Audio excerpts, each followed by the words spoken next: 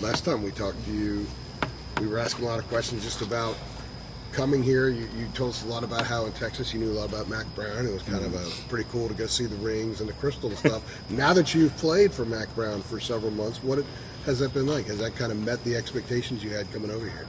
Oh yeah, first off, I would just want to say I'm just blessed to be in this opportunity, blessed to have this opportunity to come play for him, play for this team, play for this university. It's been nothing but good to me since I've been here, and I just gotta, thank my Lord and Savior, Jesus Christ, for, giving me this opportunity because, it's just a blessing to play here, play for him, play for this staff, the strength staff, nutritionists, the academics, my teammates. So I would just say it's been nothing but a blessing so far. How many people from back home have asked you, so what's he really like? My mom and dad, I talk to them after every practice. My sisters, I talk to them after every practice. They always asking like what went on, like what the coaches say. But I love it though because they just stay in touch as well, and it keep me going. Darwin, Mac was giving you some props the other week. Talking about your, the way you've been practicing so far this spring. How do you feel for yourself that you've been, kind of acclimated into, the offense and just how the spring for you personally is going so far? I feel like just in general, like any player that play this sport, like I feel like their best game comes out when they can play freely. Like when you just step on the field and it's just nothing but ball. So I feel like since I've gotten here, I've been able to just like play my game. Like, yeah, it'd be practices where I mess up on the play or just mess up on an assignment. But I feel like at the end of the day, they let me play, bring my game to the table every time I step up on the field. So that's another blessing as well. Not being, thinking so much, not being fearful when I step on the field. They just let me play, really. For sure. And how would you kind of characterize, the Chip Lindsey offense, that you had, a few practices or several practices really to, kind of really play in it and all that? They always telling me to bum the hash, like always be like bouncing it out. But I feel like my past years at all the universities that I've been at, it was inside zone. And so here is tight zone, insert zone.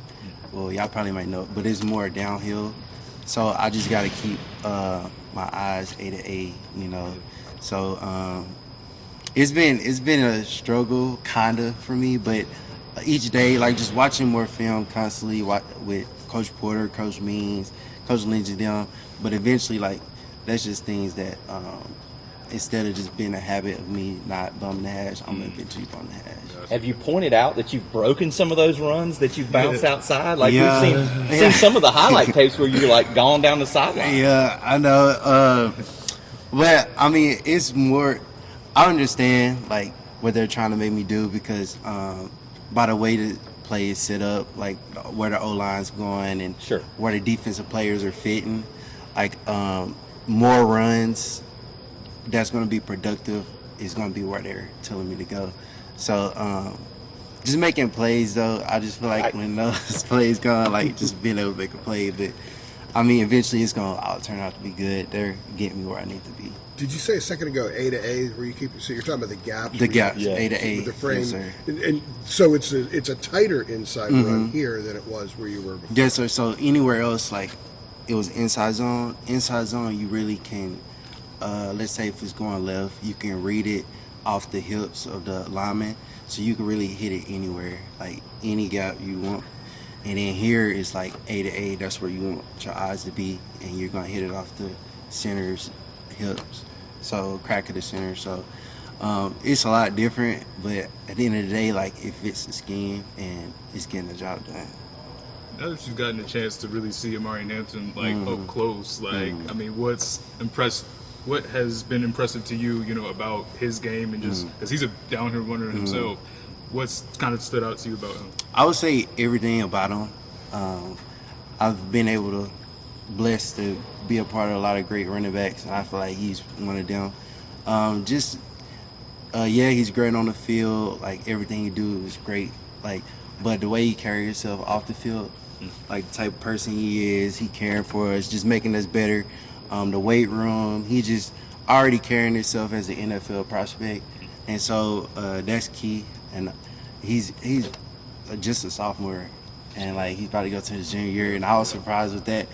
But like he don't act like one, and like that makes us all better in the room. Like him being an All-American and everything, but him just being humble, showing humility, just bringing us up as we bring him up as well too. So when you got here, did you think he was older?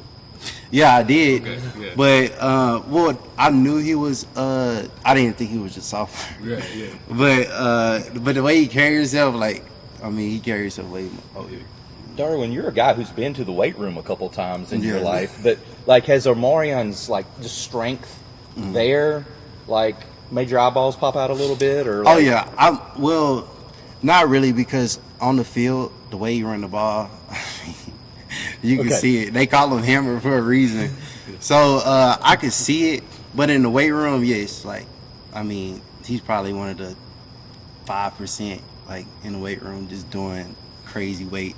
So a little bit of it is surprising, but I mean, his work ethic, I'm not surprised, because like, I mean, he should be able to do that with his work ethic, because he just be going. He very consistent every day, being consistent every day. So I like that about him.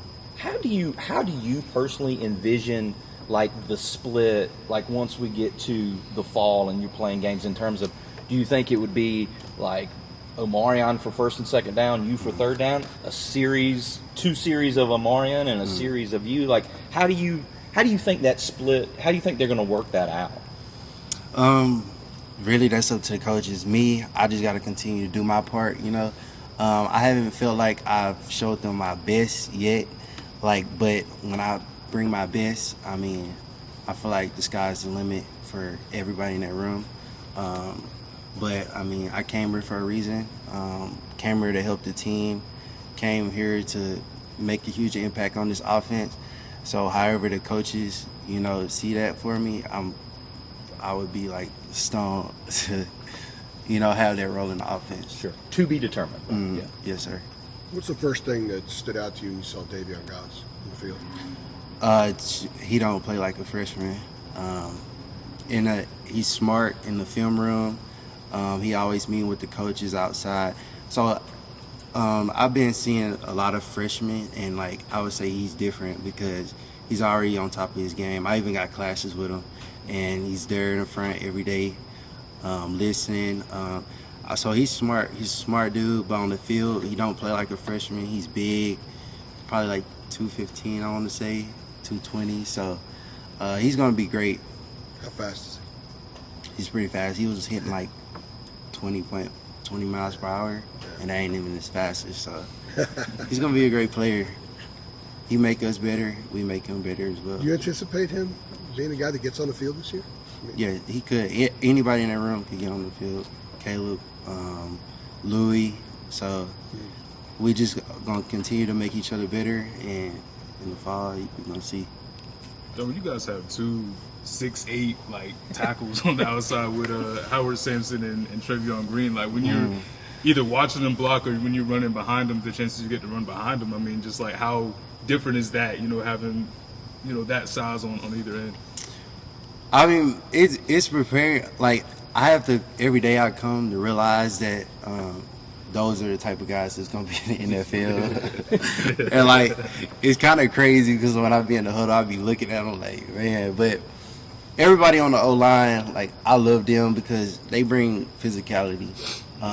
Trey, Howard, them on the outside, it just makes it better for us in pass pro. Like knowing that they're gonna have their spot solidified. So I would say everybody on the O-line is great. Like always open up holes, always being physical, always keeping us uplifted. We keeping them uplifted, encouraging us, encouraging them. Like yeah, if we mess up on a play, like we still together. This is an offense, and we're just trying to stack days and build them.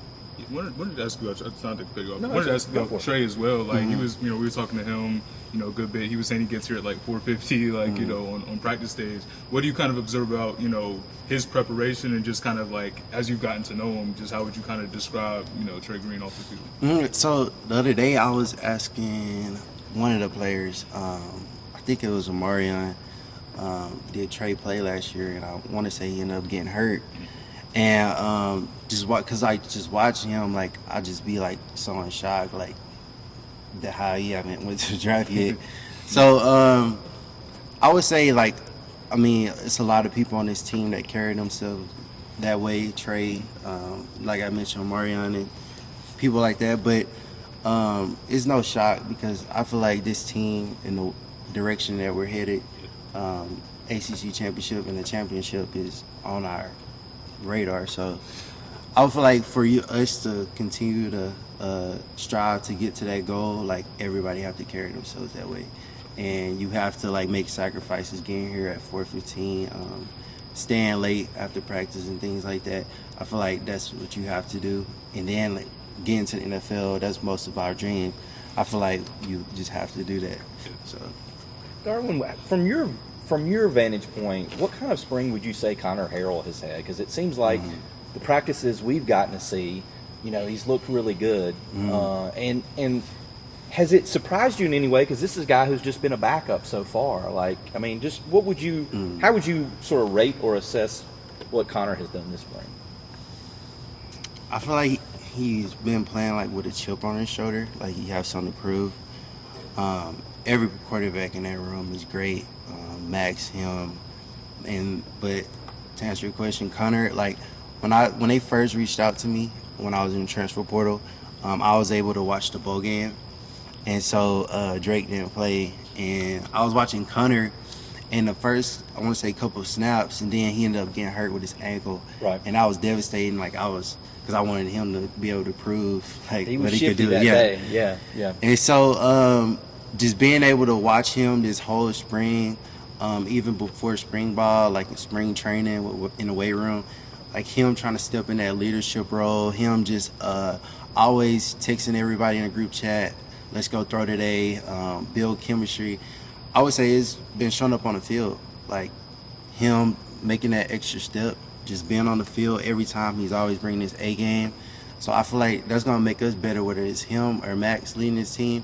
I feel like they're both going to get the job done at the end of the day, really. Yeah. It seems They're like both he came. great. Yeah. Yeah. It seems like he came to fight in the He brings quarterback. exactly like that's what I like about him. He's stepped up to the challenge, and that's all you can ask for. Really, those are the type of guys you want. You guys good? Think so. Cool. Yeah. Appreciate it, Thanks, dog. Darwin. Yes.